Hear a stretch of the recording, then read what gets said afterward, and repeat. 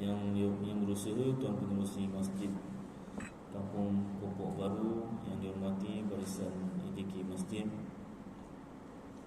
yang dikasihi tuan-tuan imam, tuan-tuan bilal, muslimin muslimat yang dirahmati Allah Subhanahu wa taala. Kita sambung kitab atau pembacaan kitab Aqidatul Najin fi Ilmi Usuluddin bagi Syekh Zainul Abidin bin Muhammad Al-Fatani, tulisan Rumi. Muka surat 62, sifat nafsiyah.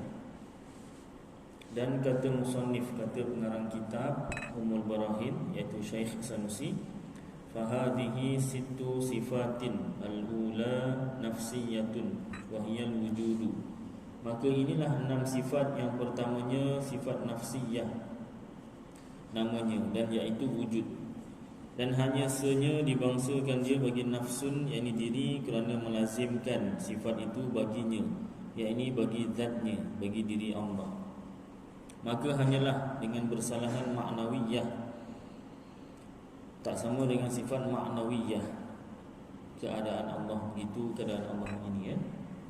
Maka bahawasanya melazimkan ia bagi ma'ani. Kalau maknawiyah itu lebih kurang sama dengan ma'ani, sifat ma'ani. Maka kerana inilah dibangsakan dia kepada ma'ani. Jadi ma'ani dengan maknawiyah. Kalau nafsun, sifat nafsun bagi diri Allah Ta'ala dipanggil nafsiyah. Dan sesungguhnya diketahui daripada kalam musannif, perkataan musannif tadi itu, pengarang kitab itu, bahawa barang yang telah lalu daripada segala sifat itu dua bahagi. Salah satu daripada keduanya, iaitu yang pertamanya sifat nafsiyah tentang diri Allah Ta'ala, dan yang kedua iaitu yang 5 yang tinggal, iaitu sifat salbiyah. Nanti disebutkan apa dia sifat salbiyah. Dan barang yang lagi akan datang daripada segala sifat itu dua bahagi pula. Lepas tu ada dua bahagian lagi. Salah satu daripada keduanya, dan iaitu sifat wujudi, dan iaitu sifat ma'ani. Yang pertama ma'ani, dan yang kedua sifat ahwal, iaitu sifat maknawiyah, yang kaunuhu tu kan. Maka hasilnya daripada kalam musannif, kata pengarang kitab, bahawa sifat 20 itu terbahagi atas 4 bahagi. Jadi kita belajar sifat 20 ni ada 4 bahagiannya. Pertama sifat nafsiyah, dan dobitnya, tulisannya ma la tuqalu dzatu illa biha. Artinya barang yang tiada diakal zat itu melainkan dengan dia. Artinya apa maknanya tu? Tiada tasawur, tiada terfikir pada akal subut, yakni wujud zat itu, diri Allah itu, melainkan dengan sifat nafsiyah. Sifat wujud tu lah sifat nafsiyah. Dan lagi ditarif, dimaknakan oleh setengah ulama pula, sifat nafsiyah tu al-halu as-sabitu lidzati ma damati dzatu ghaira mu'allalatin bi'illatin, iaitu hal yang sabit, yang tetap bagi zat, bagi diri Allah, selama ada zat itu, padahal tiada dikeranakan dengan sesuatu kerana. Maknanya apa? Yang ini bukan kerana ma'ani itu berdiri kepada zat atau kerana lainnya. Tak faham Ustaz? Tak apa. Ini penerangan ulama, memang agak tinggi bahasanya. Kalau kita baru nak belajar tauhid ataupun dah lama kita tinggalkan, nak ulang kaji balik tak apa, kita dengar je lah, baca. Dan makna hal itu suatu pekerjaan yang pertengahan antara wujud dan adam. Maka wujud tu apa? Wujud tu ada, adam ain dan mim, maknanya tiada. Maka keluar mengata hal itu sifat ma'ani, kerana ia bangsa wujudi. Jadi diterangkan lagi sebenarnya sifat wujud tu, sifat nafsiyah tu, antara ada dan tiada. Tak sama dengan sifat ma'ani, kudrat, iradat, ilmun, hayat, sama', basar, kalam tu sebab dia ada, wujudi, memang ada. Bila kata ada tu, maknanya kita boleh lihat Allah Ta'ala yang bersifat kudrat, Allah Ta'ala yang bersifat iradat, dan seterusnya. Dan keluar pula sifat salbiyah, kerana ia sifat adami. Sifat adami sifat yang tiada. Dan keluar dengan kata tiada dikeranakan dengan suatu kerana, iaitu sifat maknawiyah. Ini dibahaskan setiap bahagian sifatnya ada 4 kali tu kan. Maka iaitu hal yang sabit, yang tetap bagi zat juga, zat Allah Ta'ala, diri Allah Ta'ala. Tetapi dikarenakan dengan ma'ani itu berdiri pada zat, seperti yang lagi akan datang bicaranya insya-Allah. Kalau sifat maknawiyah, dia dikarenakan dengan sifat ma'ani. Tak faham ustaz? Tak apa, kita dengar je kataan ulama. Satu perkara yang kita dapat tahu betapa tingginya kefahaman ulama tentang tauhid. Ni diulang-ulang sebenarnya, diulang-ulang ayat kan, berbagai ayat. Mesti tak faham juga kan, ataupun apa nama ni, belum faham lah, belum faham. InsyaAllah satu hari nanti faham insyaAllah. Dan dikatakan sifat nafsiyah itu hiya huwa, artinya sifat itulah zat, dan tiada bagi Allah Ta'ala sifat nafsiyah melainkan wujud jua. Allah Ta'ala ada sifat nafsiyah tu sifat wujud sahaja. Tetapi tersebut dalam Hasyiah Sanusi atas Matan Kubra, bahawasanya Matan Kubra tu teks yang besar, bahawasanya Allah Ta'ala bersalahan, ini tak sama bagi segala yang baharu makhluk. Allah tak sama dengan makhluk dengan beberapa sifat nafsiyah, seperti Jalal, maha tinggi, maha mulia, dan Jamal, maha cantik, maha indah, dan Al-Hilm, maha bijaksana atau selain, dan umpamanya.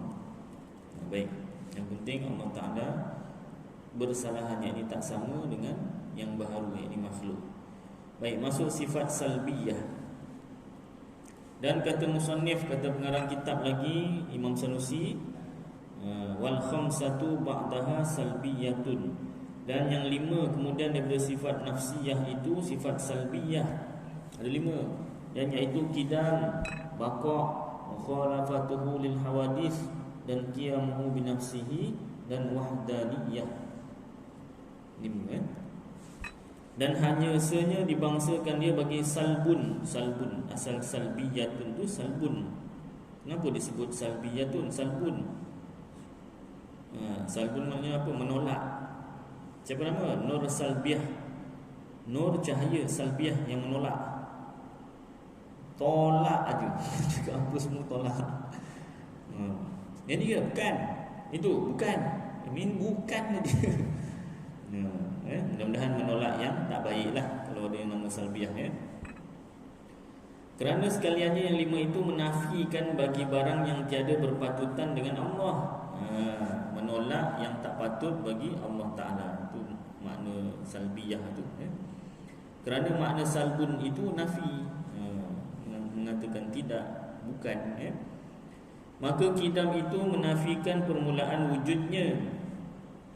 Sifat kidam ni diterangkan secara ringkas. Sifat kidam tu sedia menafikan permulaan wujudnya, menidakkan kewujudan Allah tu ada permulaan.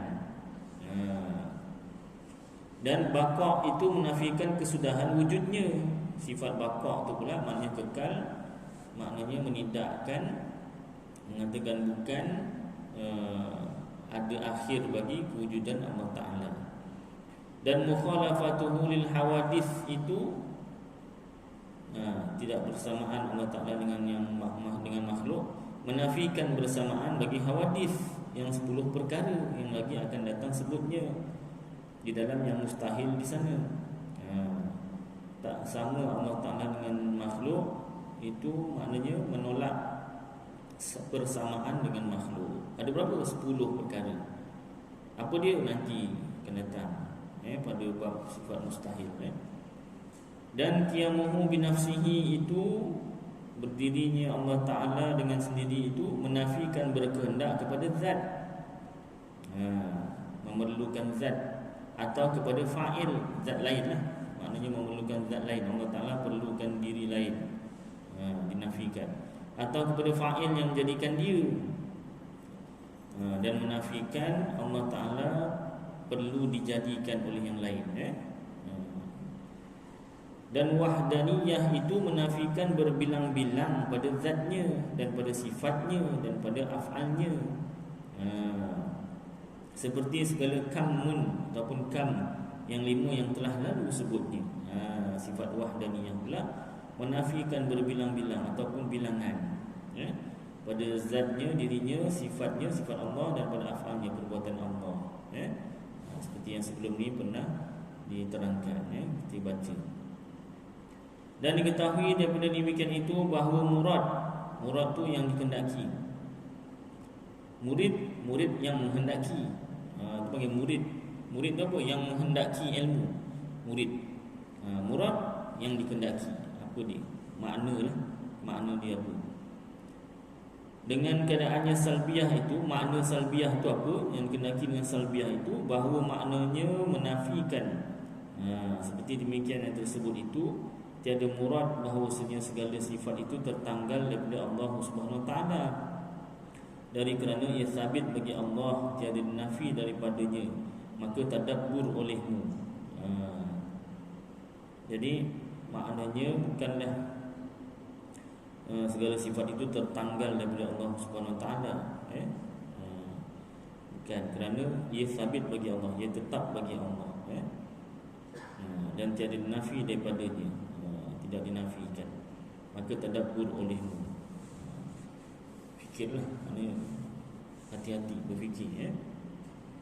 Dan ta'rif sifat salbiyah itu, ta'rif tu makna, pengertian sifat salbiyah itu apa? Sifatun dalatun ala nafyi ma la yaliku billahi azza wa jalla, iaitu sifat yang menunjukkan atas nafi barang yang tiada layak dengan Allah azza wa jalla. Maka telah lalu makna nafi itu. Nafi itu dah sebutlah, maknanya menidakkan, mengatakan bukan. Maka sekalian yang dinafikan itu tiada patut bagi Allah azza wa jalla. Tiada harus ataupun tiada patut bagi Allah azza wa jalla. Kerana bahawasanya sekalian itu mustahil pada zat Allah Ta'ala bersifat dengan dia. Yang tadi itulah, mustahil Allah Ta'ala itu ada mula, mustahil Allah Ta'ala itu ada akhir, mati. Mustahil Allah Ta'ala itu sama dengan makhluk. Mustahil Allah itu berkehendak kepada makhluk atau berkehendak kepada yang menjadikan dia.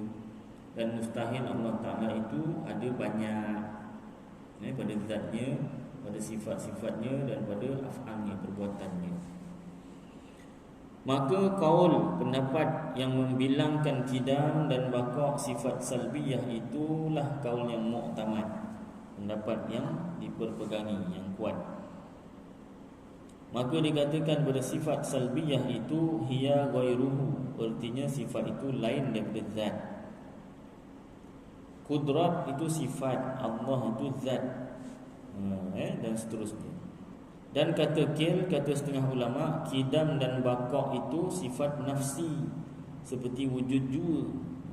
Kidam maknanya tiada permulaan, dan baqa' tiada akhir bagi Allah, itu sifat nafsiyun, sifat diri Allah Ta'ala, macam wujud tadi. Maka kaul ini dhaif, lemah, tiada dapat dipegang akan dia. Jadi pendapat yang kuat, kidam dan baqa' itu masuk dalam sifat salbiyah. Baik, masuk pada sifat ma'ani. Kemudian kata musannif pula dalam kitab Ummul Barahin, iaitu Syekh Sanusi, thumma yajibu lahu ta'ala sab'u sifatin tusamma sifatil ma'ani. Ini diterangkan pembahagian sifat 20 tu. Artinya kemudian wajib pula bagi Allah 7 sifat dinamai akan dia sifat ma'ani.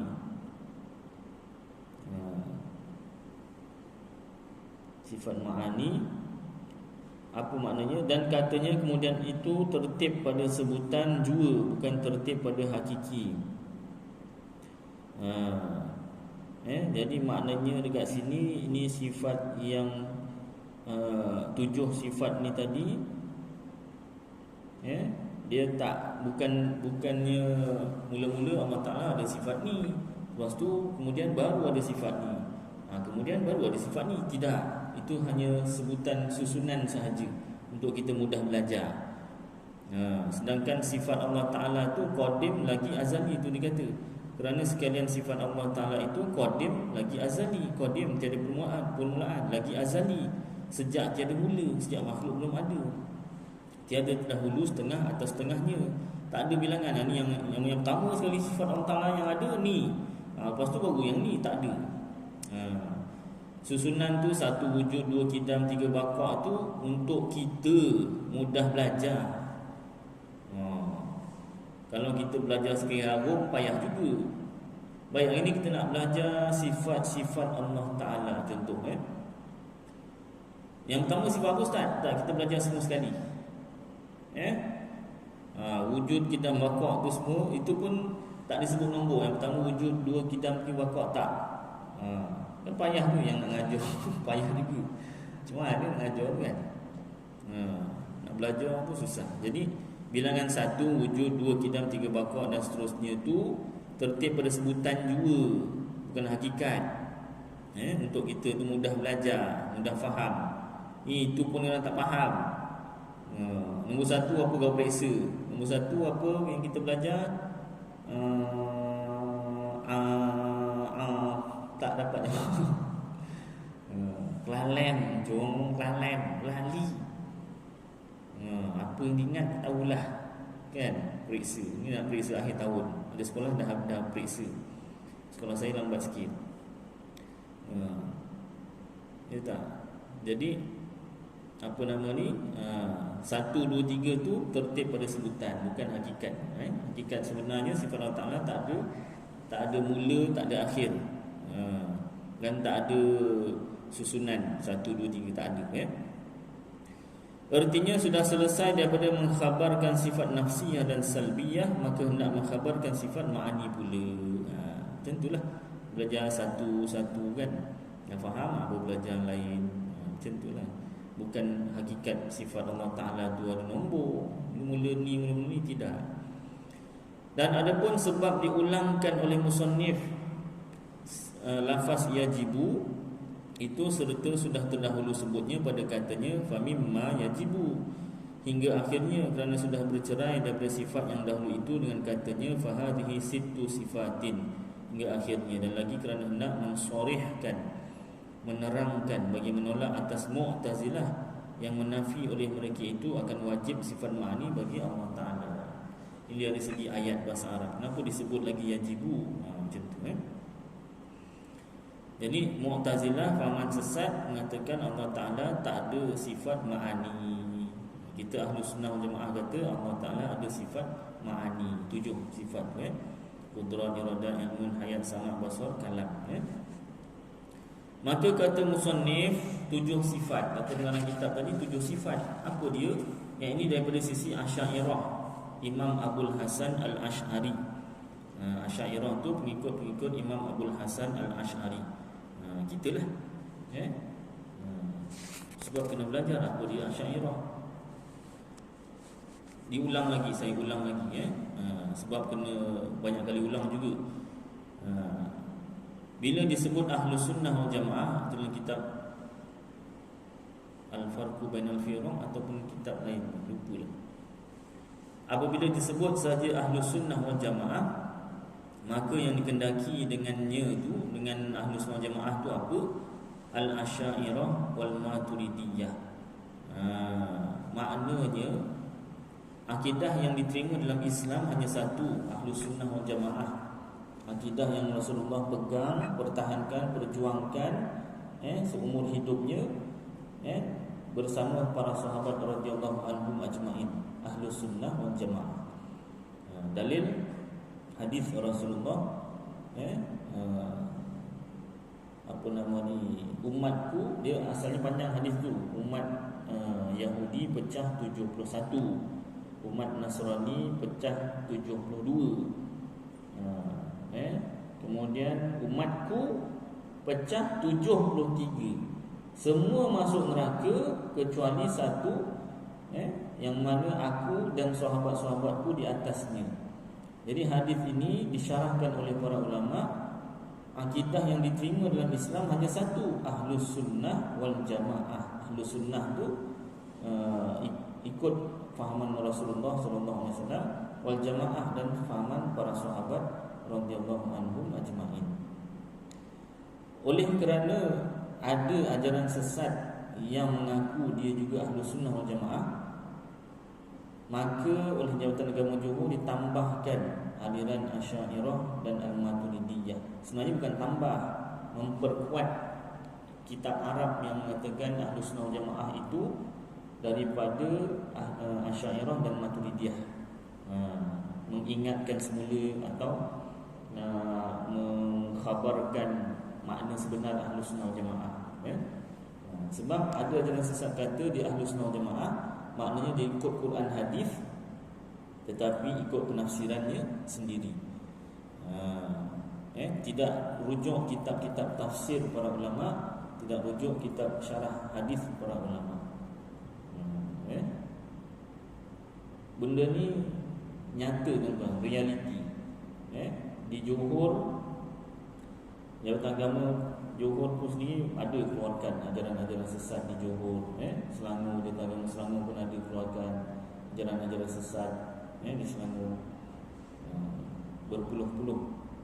Malah di Indonesia kata ustaz ataupun ulama di sana beratus-ratus ajaran sesat di sana. Jadi untuk kita mengelakkan, kalau tuan-tuan buka YouTube pun banyak sebenarnya ajaran-ajaran sesat yang bukan Ahlus Sunnah wal Jamaah, tetapi dia mengaku di Islam, dia mengaku di Ahlus Sunnah wal Jamaah. Tapi kita tak boleh tuduh lah selagi tak ada bukti. Itu sebab kalau ada banyak juga jemaah yang tanya, Ustaz, ni YouTube ni, video ni daripada Ustaz ni okey tak? Jadi saya semak dulu. Dengar lah, 1 jam lah dengar, kadang setengah jam dah tidur. Dengar balik daripada awal. Dia tak boleh dengar sambil dengar je, tak boleh. Dia kena dengar sambil buat kerja sikit apa kan. Kalau tak tidur kan. Jadi bila dengar, ada yang lari daripada Ahlus Sunnah wal Jamaah, ada yang tidak. Dalam 1 jam tu ada 1-2 perkara yang bukan Ahlus Sunnah wal Jamaah. Jadi maknanya walaupun 1-2 perkara dia dah bukan Ahlus Sunnah wal Jamaah, maknanya terkeluar. Walaupun mati-matian dia kata Ahlus Sunnah wal Jamaah, tak? Dia kata dia belajar sebab 20. Jadi macam mana nak dapat trace ajaran tu Ahlus Sunnah wal Jamaah ataupun tidak? Berapa peratus dia yang Ahlus Sunnah wal Jamaah, yang daripada 100, setelah daripada 100, daripada 10 poin lah, berapa banyak poin yang betul, berapa poin yang bukan Ahlus Sunnah wal Jamaah. Itu caranya tak ada lain, kitab. Semak dengan kitab tu yang tuan-tuan ulang kaji ni, supaya apa-apa fahaman yang kita terima, kita dapat trace. Ni betul ni Ahlus Sunnah wal Jamaah. Ini lain ni, bukan Ahlus Sunnah wal Jamaah. Kita tak tengok dia punya pakaian, kita tak tengok pada pangkat, darjat, kita tak tengok pada kepopularannya, populariti. Kita tengok apa yang dia cakap. Dan jangan kita tuduh. Selagi dia tak cakap, kita tak boleh tuduh. Tengok muka lain macam, ini kalau sunnah, tak boleh. Selagi tak ada bukti yang dia bukan Ahlus Sunnah wal Jamaah, kita wajib bersangka baik. Sebab dia mengaku dia Islam, dia berpakaian Islam. Jadi kita sangka baik. Tapi bila dia dah sebut apa yang dia faham dan ternyata tak sama dengan kitab, barulah ketika itu ini salah ni. Kewajipan kita yang pertama, yang paling bagus, kita tegur. Kalau dia dekat YouTube, boleh komen kat situ kan, minta maaf Ustaz, saya ni ilmu tak banyak, cuma kalau dalam kitab sekian-sekian yang Ustaz cakap tu tak sama dengan kitab ni, contoh kan. Minta maaf kalau saya yang salah, tapi kitab ni kan. Tapi itulah, komen dia tak ada boleh ambil gambar pula tu kan. Ustaz semaklah kitab ni Qidatul Najin, tapi tulisan Rumi lah, saya tak pandai Jawi. File tu kan, type tulis. Tengok apa dia jawab. Contoh kan, kalau tak mampu, sekurang-kurangnya kita benci dalam hatilah dan doakan supaya dia dapat hidayah. Dapat hidayah. Bukan nak suruh gaduh. Ini salah kan. Ini salah semua. Ini cek gaduh. Kita kan nak dakwah, nak sampaikan yang benar kan. Kan lembut orang kan. Kadang-kadang orang ni hatinya lembut. Kalau kita kalau orang tu, seseorang tu menyampaikan sesuatu walaupun salah, tapi cara dia menyampaikan tu lembut. Ya tuan-tuan ya, begini ya tuan-tuan, lembut, suara lembut, tak marah-marah semua. Walaupun benda salah, masuk hatinya. Manusia kan. Kalau benda betul sekalipun, marah-marah, cakap suara tinggi semua. Ini yang betul, ini kan. Manusia kadang tak boleh terima walaupun dia betul. Akhir zaman tuan Baik. Sambung mana tadi? Baik. Maka kata musannif 7 sifatnya ini daripada sisi Asy'ariyah. Dan ada pun di sisi Maturidiyah, Imam Abu Mansur Al-Maturidi. Maka sifat ma'ani itu 8 sifat. Kenapa 8? Kerana bahawasanya mereka itu menambah oleh mereka itu atas bilangan yang lagi akan datang sifat takwin. Ini akan ditambahlah. Sebenarnya benda tu tak tambah dari segi hakikatnya. Maknanya macam ni tuan-tuan ya. Sifat takwin yang Imam Maturidi tambah tu sebenarnya sama kata Imam Asy'ariyah pada masuk dalam bab kudrat macam tu. Cuma Imam Maturidi kata ni lain sikit, kudrat lain, ni lain sikit. Macam tu je sebenarnya. Jadi bukanlah berbeza tu sampai tak sama fahamannya. Sebenarnya masih sama, cuma dipecahkan dari segi pembahagian. Imam Abu Hasan Al-Asy'ari tak pecahkan macam tu. Sebab tu dua imam ni, Imam Abul Hasan Al-Asy'ari dan Imam Abu Mansur Al-Maturidi, dua-dua kita pegang. Dia dua imam ni bukanlah pembuat fahaman baru, bukan. Dan dua imam ni pun lahir kemudian setelah sahabat dan setelah tabi'in, setelah sahabat. Jadi maknanya tak jumpa Rasulullah juga. Rasanya pun tak jumpa sahabat, tetapi mereka menyusun semula dalil-dalil Ahlus Sunnah wal Jamaah, dalil-dalil sifat Allah tu daripada Al-Quran dan hadis Rasulullah SAW. Dalil nakli, dalil Quran hadis, dan dalil akli, dalil akal. Dua orang imam ni yang susun dalil supaya mudah dipelajari. Kalau zaman Rasulullah dan sahabat ajar secara langsung, dia tak ada sahabat Rasulullah tak ada cakap hari ni kita belajar sifat wujud ya, catat tulis, tak ada. Sebut secara langsung. Turun wahyu, Rasulullah sampaikan. Sahabat tanya, jawab. Macam tu. Tak ada sebut ni nombor 1 sifat wujud, 2 kidam, 3 bakok, tak ada. Dalilnya, dalil naklinya begini, dalil aklinya begini, tak ada. Jadi dimudahkan oleh dua orang imam ni untuk kita pelajari. Seperti yang ada sekarang lah. Baik, dah disusun gitu pun kadang tak faham sangat lagi kalau tak disusun. Itu sebab disebut Ahlus Sunnah wal Jamaah, aliran Al-Asy'ariyah dan Al-Maturidiyah. Bukanlah fahaman baru, tidak. Baik, sambung.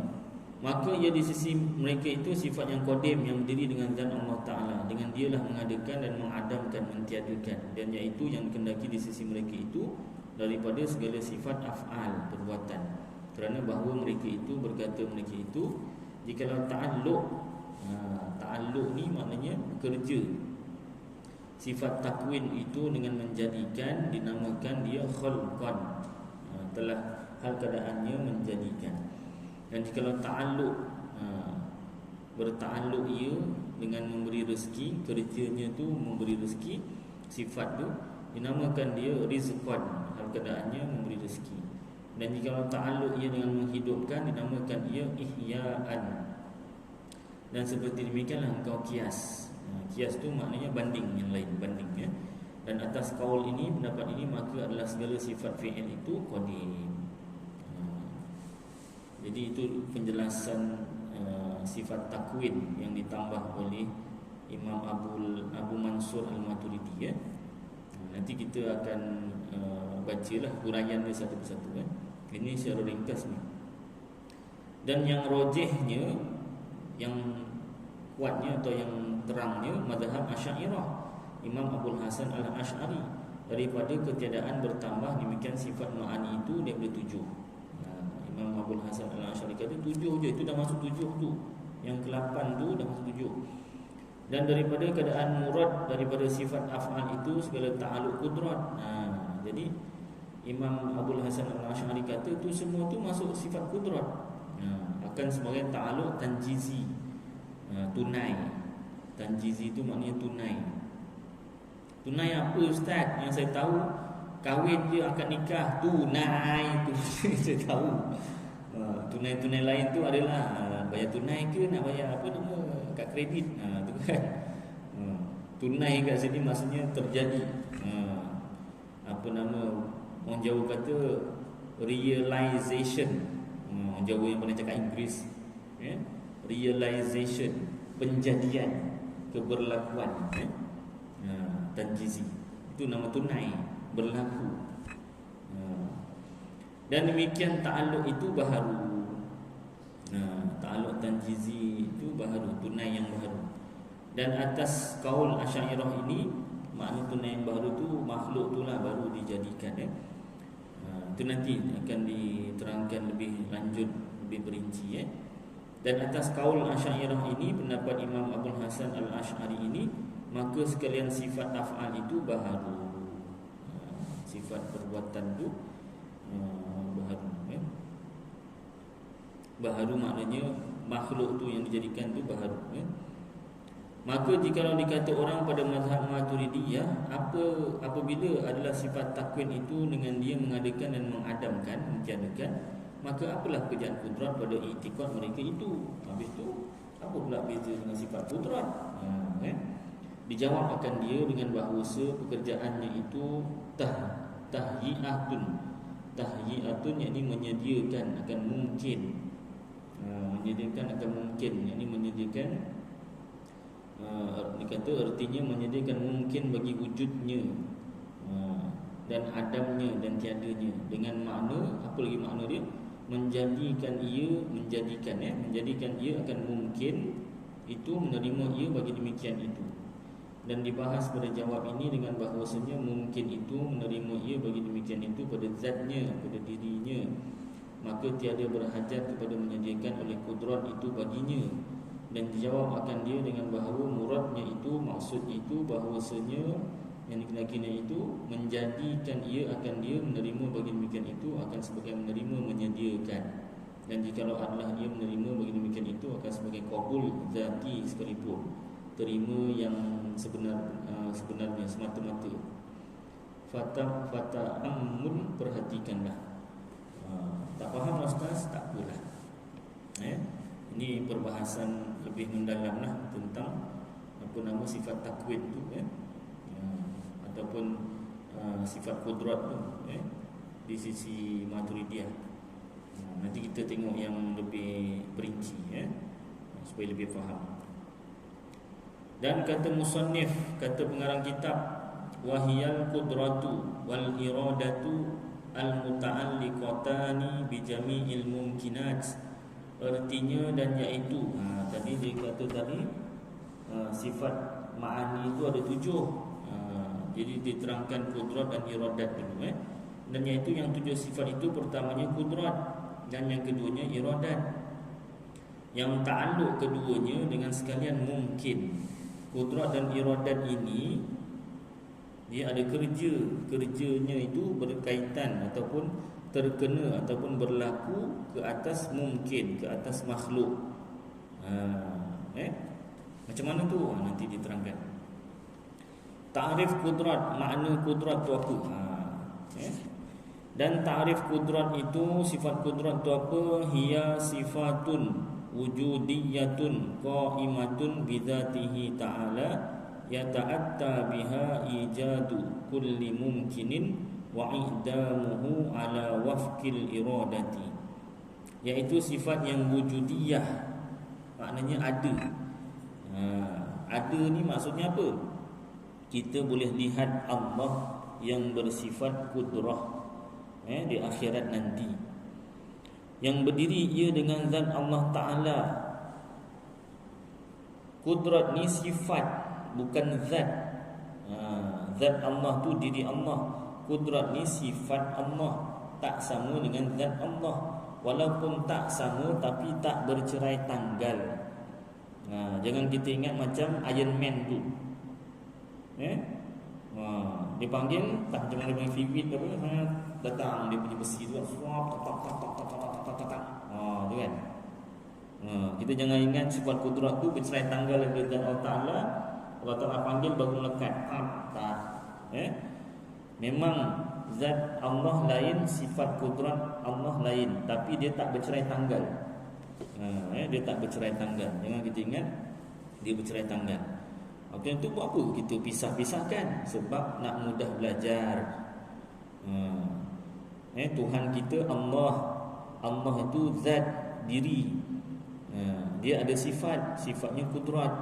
Maknanya sifat dengan zat tu berlainan, tapi dia tak bercerai tanggal. Contoh, Ahmad pandai. Ahmad tu orangnya, pandai tu sifatnya. Tapi tak boleh dipisahkan. Tengok kepandaian Ahmad menulis karangan. Siapa yang tulis karangan? Pandai ke Ahmad? Ahmad lah. Dia tak bercerai tanggal. Baik. Jadi dengan zat Allah Ta'ala yang dapat dengan dia mengadakan tiap-tiap mungkin dan mengadamkan dia atas muafakat iradat. Jadi kerja kudrat ni mengadakan makhluk dan mentiadakan makhluk. Muafakat atas iradat, seperti mana yang sama dengan iradat. Iradat tu kehendak Allah Ta'ala ataupun takdir Allah. Kurang macam tu tuan-tuan, sedikit tentang kudrat dan apa yang kita baca bersama. Jadi manfaat untuk saya dan tuan-tuan dapat kita amalkan dan sampaikan insya-Allah. Aqulu qawli hadza wa astaghfirullahal azim li wa lakum wa lisairil muslimina wal muslimat wal mu'minina wal mu'minat fastaghfiruh wa ya fawzal mustaghfirin wa ya najatat taibin. Wa sallallahu tabaraka wa ta'ala ala khairi khalqi sayyidina wa maulana Muhammad wa ala alihi wa sahbihi wa baraka wa sallam. Subhana rabbika rabbil izzati amma yasifun wa salamun ala mursalin walhamdulillah